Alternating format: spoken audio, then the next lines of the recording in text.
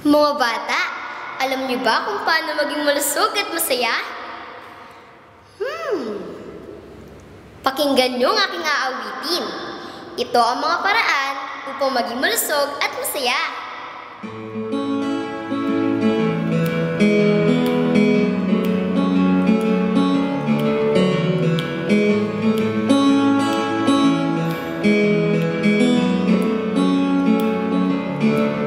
May paraan para maging malusog at masaya na dapat taglayin nating mga bata. Kaya halika't ako ay sabayan, samahan niyo ako sa ating pag-aawitan.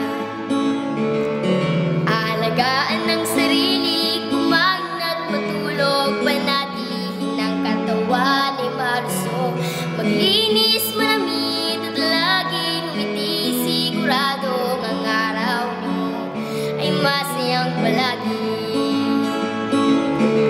May paraan para maging malusog at masaya na dapat taglayin nating mga bata.